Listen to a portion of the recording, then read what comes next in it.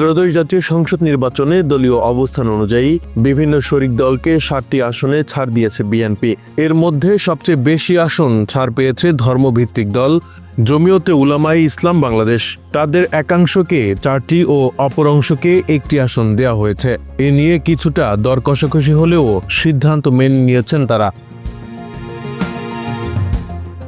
তবে এসব আসনে বিএনপির বিদ্রোহী প্রার্থীদের অংশগ্রহণে বড় ধরনের মানসিক চাপে রয়েছে জোট প্রার্থীরা। বিএনপির বিদ্রোহী প্রার্থীকে দল থেকে বহিষ্কার করা হলেও দীর্ঘ সময় বিএনপির স্থানীয় রাজনীতিতে তারা যুক্ত থাকায় ভোটের মাঠে বড় প্রভাব ফেলবে বলে জানান স্থানীয় মানুষ। এ নিয়ে বেকায়দায় আছেন শরিক নেতারা। কারণ এই আসনে বিএনপির বিদ্রোহী স্বতন্ত্র প্রার্থী থাকলে নেতাকর্মীরা ছুটছেন তাদের দিকে, আর দল মনোনীত জোট প্রার্থীর পক্ষে থাকছেন হাতে গোনা কিছু নেতাকর্মী। তাই এ নিয়ে দুশ্চিন্তা বাড়ছে নেতাদের। এই তালিকায় আছেন পটুয়াখালী 2 আসনে বিএনপি সমর্থন পেয়েছেন গণ অধিকার পরিষদের সভাপতি নুরুল হক নূর। তার শক্তিশালী প্রতিদ্বন্দ্বী হিসেবে এখনও ভোটে আছেন বিএনপি স্বতন্ত্র প্রার্থী হাসান মামুন। তিনি একসময় ঢাকা বিশ্ববিদ্যালয় ছাত্রদলের সভাপতি ছিলেন। সিলেট 5 আসনে জমিয়তে উলামায়ে ইসলাম বাংলাদেশের সভাপতি মাওলানা উবায়দুল্লাহ ফারুককে জোটের একক প্রার্থী হিসেবে ঘোষণা দিয়েছে বিএনপি। তবে তিনি নির্বাচন করছেন দলীয় প্রতীক খেজুর গাছ নিয়ে।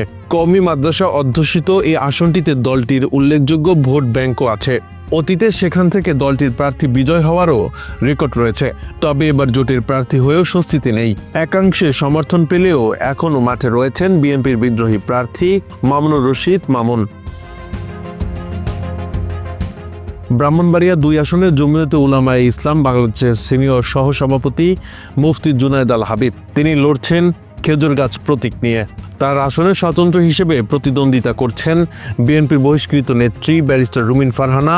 2 প্রার্থী একে অপরকে ছাড় দিতে নারাজ। প্রতিদিনই দেশব্যাপী ছড়াচ্ছে তাদের কথার উত্তাপ। স্থানীয়দের মতে ভোটের মাঠে এগিয়ে স্বতন্ত্র প্রার্থী রুমিন ফারহানা। নারায়ণগঞ্জ 4 আসনে বিএনপির সমর্থনে লড়ছেন জমিয়তে উলামায়ে ইসলাম বাংলাদেশের নেতা মুফতি মনির হোসেন কাশেমি। অবশ্য তিনি দলটির একটি অংশের সমর্থন পেয়ে মাঠ চষে বেড়াচ্ছেন। তবে তার গলার কাটা হিসেবে মাঠে রয়ে গেছেন বিএনপির 2 নেতা শাহ আলম ও গিয়াসউদ্দিন। এই আসনেও বিদ্রোহী হ্যাভিওয়েট 2 নেতার সামনে জয়লাভ করা মনির হোসেন কাশেমির জন্য অনেক কঠিন। ঢাকা 12 আসনে যুগপথের সঙ্গী হিসেবে বিএনপির মনোনয়ন পেয়েছেন বাংলাদেশের বিপ্লবী ওয়ার্কার্স পার্টির সাধারণ সম্পাদক সাইফুল হক। ইতোমধ্যে বিএনপির একাংশকে নিয়ে তিনি প্রচারণা চালাচ্ছেন। তবে সেখানে বিএনপি থেকে বহিষ্কৃত শক্তিশালী স্বতন্ত্র প্রার্থী হিসেবে মাঠে রয়েছেন সাইফুল আলম নীরব। তিনি প্রার্থিতায় এখনও অনড়। বহিষ্কারকে মেনে নিয়েই সক্রিয় আছেন তিনি।